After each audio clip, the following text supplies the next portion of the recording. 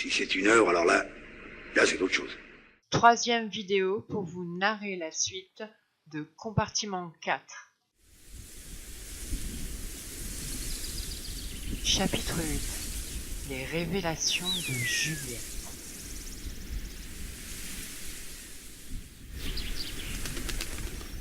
Maintenant, les vacances pouvaient commencer. Posant son vélo contre le mur, Marion fit le tour de la maison et là, entendant chantonner, doucement elle s'approcha. Quelle ne fut pas sa surprise de voir Jeannette en plein travail. Attelée à ses tâches de repassage, en poussant un cri de joie, elle se précipita dans les bras de la lingère. La pauvre femme regardait Marion comme si elle regardait un fantôme. La serrant dans ses bras, l'étouffait, voulant savoir ce qu'elle avait fait durant toutes ces années passées loin de la maison. Brièvement, Marion lui conta son histoire. Mais les choses que Marion voulait découvrir, c'était le secret que Madame Rivera avait emporté avec elle. « Juliette, tu es très proche de la patronne, et puis vous aviez le même âge. Alors je veux savoir une chose, dont je suis certaine, c'est que ma petite mère n'a jamais été heureuse avec son mari. Toujours seule, un manque d'affection constant. Couchaient-ils ensemble? Toi seul pourrais me le confier, puisque tu faisais les chambres. Mais d'abord, Patrick est-il remarié? A-t-il l'air toujours aussi sévère? Est-il très vieux? Stop. Écoute, Marion, il ne faut pas critiquer le patron. Je vais nous préparer de bons cafés. Puis Juliette nous conta l'histoire. Oui, c'est vrai, nous avions le même âge. Nous étions à l'école ensemble et son père lui fit prendre le chemin de la pension, au désespoir de sa mère qui voulait la garder près d'elle. À 18 ans, alors que je travaillais comme domestique chez ses parents, Ariel fut de retour au village. Elle était de très grande taille, bâtie comme son père, de longs cheveux noirs, une jolie fille, très sportive. Mais voilà, pour son père, elle ne remplacerait jamais le fils qu'il aurait voulu, pour lui succéder dans son entreprise de maçonnerie. Reprochant à sa femme de ne pas lui avoir donné d'autres enfants, la pauvre Ariel, voyant sa mère accablée de reproches, voulant plaire à son père, au fil des ans, elle avait pris la place du fils.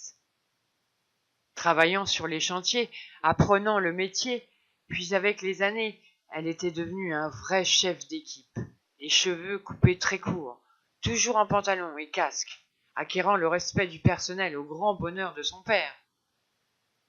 Ariel allait fêter bientôt ses 27 ans. Jusque-là, aucun homme ne lui avait tourné la tête. Des aventures, c'est certain. Elle en avait eu, mais sans lendemain. Lorsqu'un jour arriva sur le chantier un jeune homme qui cherchait du travail. Grand, brun, très jeune, ce fut le coup de foudre. Patrick, soutien de famille, depuis l'accident mortel de son père, la famille sans aucune ressource, Patrick quitta l'école avec seulement son brevet d'études en poche. Sans aucune expérience professionnelle, cherchant des petits boulots, c'est le pur hasard qui le fit tomber sur un chantier en manque de personnel. Gâcher du ciment, il savait le faire. Bien souvent, le samedi, son père l'amenait avec lui sur les chantiers. Et le soir, heureux et fier, il ramenait sa paye. Cela faisait maintenant 4 mois que Patrick travaillait dans l'entreprise. Monsieur Robert, le patron, était content de sa nouvelle recrue. Travaillant dur, ne rechignant jamais sur la besogne, il eut vite fait de devenir le bon petit des ouvriers. Évidemment, Patrick n'avait pas dit la vérité à sa mère, voulant lui éviter encore de la peine. Il lui avait seulement dit qu'il avait trouvé une place en comptabilité dans une entreprise de construction. La maman aurait tellement voulu que son garçon poursuive ses études. Il avait du travail, c'était le principal.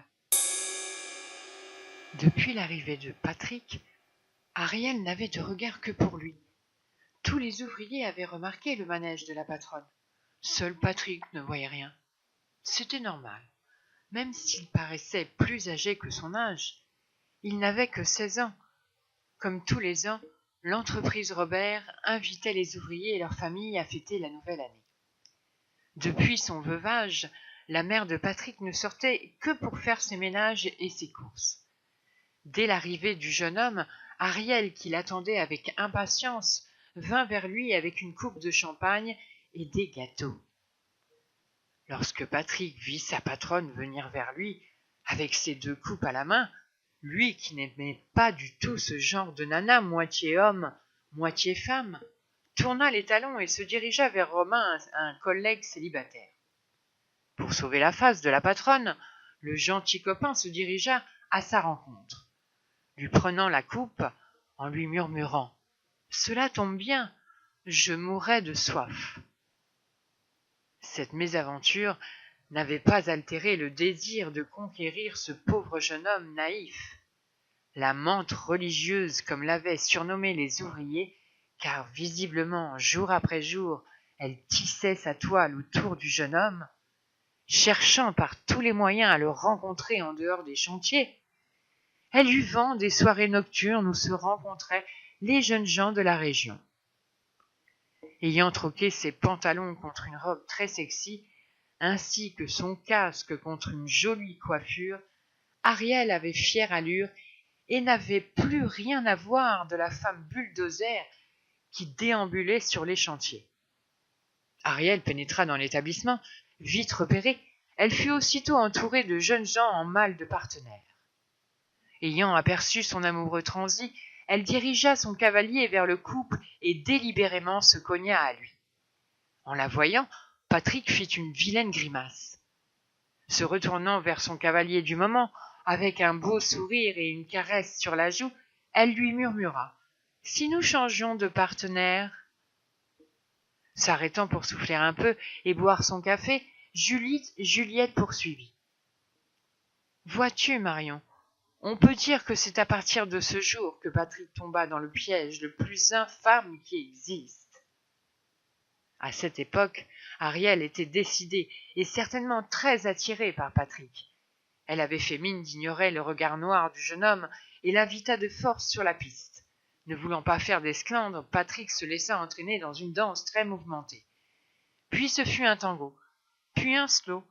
Le pauvre garçon réussit finalement à s'échapper de l'emprise des bras robustes de la femme maçon. Mais bien vite rattrapée, elle commanda une bouteille de champagne. Le liquide frais et pétillant monta vite à la tête du jeune homme. Et l'envie de prendre l'air gagna la sortie toujours suivie de sa cavalière. Il se sentit de plus en plus mal, puis elle lui proposa de le reconduire chez lui. Il n'avait qu'une hâte, c'était de rentrer et se coucher. Mais des mains expertes desserrant cravate et boutons de chemise, le pauvre garçon, ne sachant pas ce qui lui arrivait, se laissait faire. Il faisait à peine jour lorsque Patrick se réveilla avec un mal de tête. Regardant autour de lui, il était à moitié nu dans la voiture de sa patronne. Ariel, les seins à l'air, les bas déchirés, les cheveux collés par le champagne, elle l'empestait. Puis le rimel qui la veille faisait ressortir ses grands yeux avait coulé sur son visage, lui donnant un air grotesque. Devant ce tableau, Patrick eut un haut de cœur, et n'eut que le temps d'ouvrir la portière, entraînant avec lui une bouteille de champagne vide qui résonna dans sa tête comme un marteau-piqueur. Mettant de l'ordre dans sa tenue, essayant de réveiller la croqueuse d'homme, n'y parvenant pas, il la couvrit et disparut. Sur le chemin, une fontaine faisait jaillir son eau bien fraîche. Patrick trempa sa tête, puis ramassant une bouteille, il la remplit d'eau et retourna à la voiture. Ariel ronflait toujours, et reçut le contenu du flacon sur le visage. Se réveillant d'un bond, jurant comme un charretier, s'essuyant avec la couverture, puis apercevant Patrick qui la regardait bizarrement, elle lui demanda avec un sourire s'il avait aimé la soirée. Tournant les talons, le jeune homme prit le chemin de son domicile. Après une bonne douche, il se coucha, mais le sommeil, hélas, ne voulait pas venir. Il s'en voulait d'avoir accepté ce champagne qui lui avait tourné la tête. Réfléchissant, les souvenirs de sa nuit firent surface. Les mains chercheuses et savantes de sa patronne, son visage contre le sien, redoutant le pire, il se leva d'un bond. « Oh, ce n'est pas vrai, je n'ai pas fait ça. » Les jours qui suivirent furent un calvaire pour le jeune homme, n'osant plus regarder sa patronne, qui, contrairement à lui, elle le dévorait des yeux. Patrick demanda à son patron de bien vouloir le changer de chantier. Plus tranquille avec une équipe de tailleurs de pierre, il commençait à oublier sa mésaventure. Lorsque 6 mois après, il fut demandé au bureau. Le contremaître venait de recevoir un appel du patron. « Je ne sais pas ce qu'il te veut, mais tu dois te rendre chez lui. Il t'attend à 19 heures précises. » Pas à l'aise du tout, la crainte d'être licencié, racontant à ses copains son rendez-vous, un des gars lui précisa « Ce n'est pas pour te virer, sinon le contremaître t'aurait remis ton enveloppe. » À 19 heures précises, il était sur le perron de la maison. Depuis son arrivée, le patron lui avait toujours témoigné de la sympathie. Que lui voulait-il ? Patrick arriva dans le bureau de M. Robert. Celui-ci lui présenta un fauteuil, un face-à-face de 2 générations, l'un avec toute sa notoriété et l'autre avec pour toute défense sa fougueuse jeunesse. Patrick, en pénétrant dans cette luxueuse demeure, n'avait pas l'intention de courber l'échine devant la famille Robert. D'abord la fille, qui l'avait mené par le bout du nez, mais durant ces 6 derniers mois, le jeune homme avait mûri même un peu trop vite. Le patron prit enfin la parole. « Je vais aller directement au but. Tu te plais chez nous ? Moi j'aime ton travail. Alors, on va s'entendre. » Puis d'un coup, d'un seul, il lui dit « Que dirais-tu d'épouser ma fille ? Oui, je sais, tu es jeune. » Patrick, d'un bond, se leva, renversa le fauteuil. « Ah non, ça jamais !» Voulant prendre la porte, Robert lui intima l'ordre de s'asseoir et appela sa fille.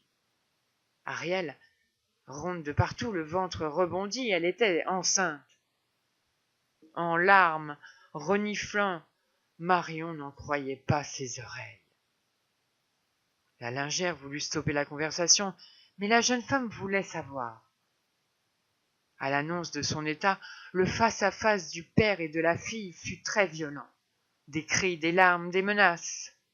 Le père rétorqua. « Un bâtard chez moi !»« Il n'en est pas question. Ou tu me dis le nom du père ou je t'enferme à vie. Ton enfant ira à l'assistance publique. » Ariel savait très bien que son père exécuterait ses menaces. Alors elle lâcha le nom de Patrick. Le patron fit sortir sa fille de son bureau. S'approchant de son employé, qui s'était relevé de son fauteuil en lui faisant face, « Voilà ce que je te propose. Tu épouses ma fille, et pour ton enfant, tu le verras grandir. Pour ton travail, tu le garderas, et tu iras de chantier en chantier te perfectionner. Mais si tu refuses, là, du travail dans la région, tu n'en trouveras plus. Puis autre chose, pense à ta famille. Je leur loue une des maisons. Tu vois ce que je veux dire ?» Patrick, blanc comme un linge, voulant lui sauter dessus, c'est d'une voix rauque qu'il s'entendit prononcer ces mots. « Très bien, j'accepte votre marché. » En arrivant chez lui, Patrick racontant tout à sa mère, depuis le premier jour où il avait posé les pieds sur ce chantier de malheur, Marion interromput de nouveau Juliette. « Mais comment peux-tu savoir tout cela ?»« Oh, ce n'est pas difficile. Ma mère et la mère de Patrick travaillaient ensemble dans la même maison bourgeoise. La mienne faisait la cuisine et Martha était femme de chambre et lingère. De voir Martha pleurer tous les jours, elle ne pouvait pas dire à son fils d'abandonner son enfant. D'autant plus que la surprise fut de taille, lorsque la maman mit au monde non pas un garçon, mais des jumeaux, ce qui enchanta le grand-père. Enfin, il n'avait pas un garçon, mais 2. Le mariage se déroula entre 2 témoins, les traits crispés, serrant les poings, regardant cette mascarade de cérémonie. Le soir des noces, de nouveau seul pour la 2e fois, Ariel comprit tout de suite ce qu'allait devenir sa vie de couple. Le jeune marié s'installa dans la chambre d'amis. Patrick prenait des chantiers de plus en plus loin, ne rentrant que le vendredi soir pour repartir le dimanche, le samedi étant consacré à ses 2 garçons. La mère d'Ariel, voyant sa fille toujours seule, avait bien essayé d'en parler à son mari. Mais le patron ne voyait qu'une chose, rendement en gros contrat. Pour cela, son gendre, très commercial, savait faire fructifier les affaires. Le patron n'en demandait pas plus. Puis, les femmes devaient attendre leur mari et se taire. Vois-tu, Juliette, j'ai l'impression que nous ne parlons pas de la même chose. L'amante religieuse, la dévoreuse d'hommes avec moi et les garçons, ce n'était que patience et amour. C'est exact. Le jour où elle est devenue mère de famille, on ne l'a plus reconnue. Ce n'est pas pour autant que Patrick changea ses habitudes. Bien au contraire. Croyant à un nouveau piège, il ne rendit plus du tout. Ce sont ses fils réclamant leur père qui le fit revenir. Oui, il ne voulait plus rentrer, mais moi, Juliette, pourquoi je suis arrivée dans cette famille? C'est tout simple. Ariel, depuis longtemps, avait compris que Patrick ne lui donnerait pas d'autre enfant. Elle fit donc les démarches nécessaires pour adopter une petite fille. Pourquoi n'ont-ils pas divorcé?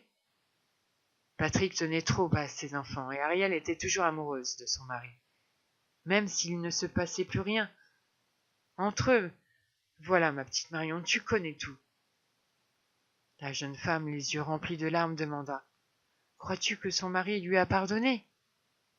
Oui, j'en suis certaine. Les derniers temps, il avait beaucoup changé. Puis elle lui avait donné 2 beaux garçons. Que sont devenus les jumeaux? Eh bien, Jacques est marié et père d'une petite fille. Il tient une épicerie buvette avec sa femme, et Adrien est parti à Grasse, avec sa femme, chez ses beaux-parents qui sont pépiniéristes. J'y pense. Je vais aller voir dimanche. Jacques baptise sa fille. C'était merveilleux. J'allais revoir mes 2 copains d'enfance. Juliette doucement murmura: Il faut que je te dise autre chose. Mes des pas s'approchèrent de la lingerie. Jean avait troqué son veston de velours contre un costume très élégant. Juliette s'excusa et disparut en criant: Nous sortons ensemble, c'est ce que je voulais te dire. Jean prit la parole. Mademoiselle Marion, vous trouverez tout ce qu'il faut pour votre repas de ce soir. Cela ne vous ennuie pas de rester seul? Jean avait l'air contrarié. Vous savez, nous avions programmé notre soirée sans savoir que vous alliez venir, mais nous pouvons reporter. Voyons, je ne suis pas une gamine, je peux rester seule.